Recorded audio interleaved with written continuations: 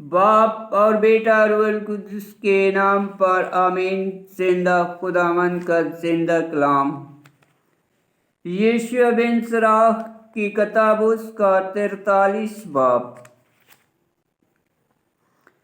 پاکیزہ فضا بلندی کا فخر ہے اور آسمان کی خوبصورتی جلال کی منظرگاہ ہے۔ آفتاب طلوع ہوتے وقت اپنے دیدار کی بشارت دیتا ہے۔ وہ ایک عجیب آلہ اور حق تعالیٰ کی صنعت ہے۔ دوپہر کے وقت وہ زمین کو جھلساتا ہے۔ پاس کون اس کی گرمی کی شدت کو برداشت کر سکے گا؟ جس طرح آگ سے کام لینے والا بھٹی میں پھونک مارتا ہے، اسی طرح آفتاب پہاڑوں کو سیاہ چند جلا دیتا ہے اور آگ جیسے بخارات اٹھاتا ہے اور اپنی شعاعوں کی چمک سے آنکھوں کو اندھا کر دیتا ہے۔ اس کا خالق خداوند عظیم ہے، جس کے حکم سے وہ اپنی رفتار میں دوڑتا ہے اور مہتاب اپنے تمام حالات کے ذریعہ سے موسموں کی خبر دیتا ہے اور دائمی نشان ہے۔ مہتاب ہی سے عید کی علامت ہے۔ وہ ایسا نیر ہے جو گھٹ کر پورا ہوتا ہے۔ مہینہ اس کے نام سے کہلاتا ہے۔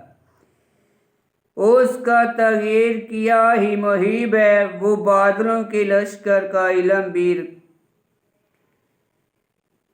بن کر آسمان کی فضا میں جلال سے چمکتا ہے۔ خوبصورت آسمان میں ستارگان کا جمال ہے۔ خداوند بلندی پر سے دنیا کو منور کرتا ہے۔ وہ قدوس کے کلام پر اپنی جگہ پر کھڑے ہوتے ہیں اور ان کے پیروں میں فطور نہیں پڑتا۔ بادلوں کی کمان کی طرف نظر کر اور اس کے بنانے والے کو مبارک کہہ۔ وہ اپنی شان میں کیا ہی حسین ہے۔ وہ آسمان کو جلال کے دائرے سے گھیرتی ہے اور حق تعالیٰ کا ہاتھ اسے زینت بخشتا ہے۔ اس کی قدرت سے فضا میں برق کی تحریر ہے اور اس کے انتقام کے شعلے بھڑک اٹھتے ہیں۔ اس سبب سے اس کے خزانے کھل جاتے ہیں اور بادل پرندوں کی مانند اڑتے ہیں۔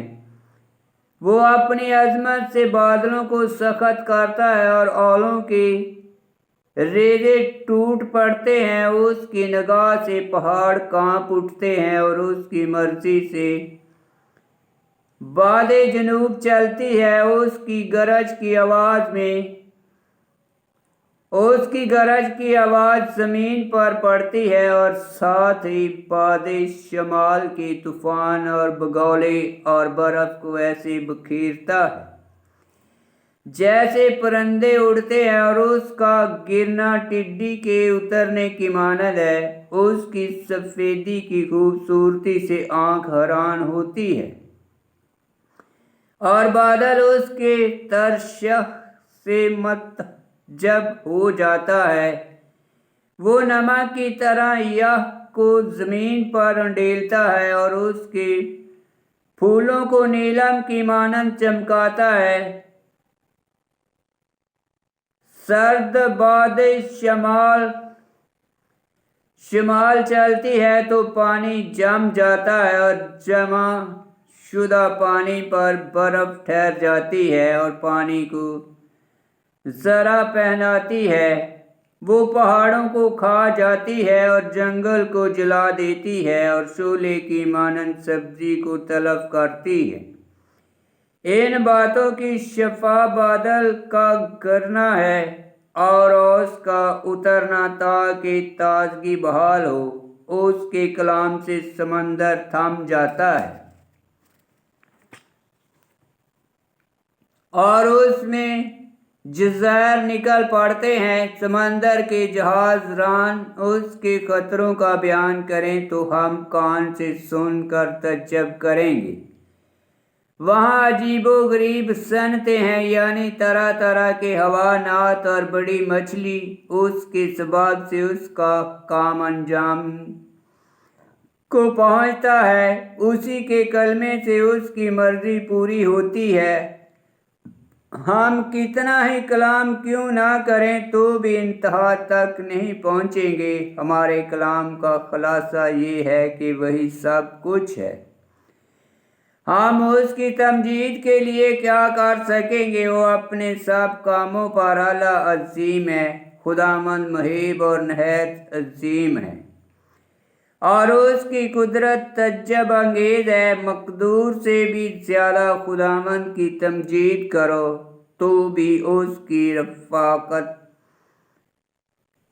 رفیعت زیادہ ہی رہے گی۔ خداوند کو مبارک کہو اور مقدور بر اس کی تمجید کرو، کیونکہ وہ تمام حمد سے بالاتر ہے۔ اپنی ساری طاقت سے اس کی ستائش میں مبالغہ کرو اور تھک نہ جاؤ، کیونکہ تم حد تک ہرگز نہ پہنچو گے۔ کس نے اسے دیکھا کہ اس کا حال بیان کرے اور اس کی اسی طرح حمد کرے جیسا وہ ہے۔ ان کے علاوہ اور بڑی بڑی باتیں ہنوز ہم سے پوشیدہ ہیں، کیونکہ جو کچھ ہم نے دیکھا وہ نہایت قلیل ہے۔ کیونکہ خداوند نے سب چیزوں کو بنایا اور اس نے دیانتداروں کو حکمت بخشی۔ آمین۔ خداوند کا پاک کلام کا پڑھا اور سنا جانا باعث برکت ہو۔ خداوند تیرا شکر ہو۔ آمین۔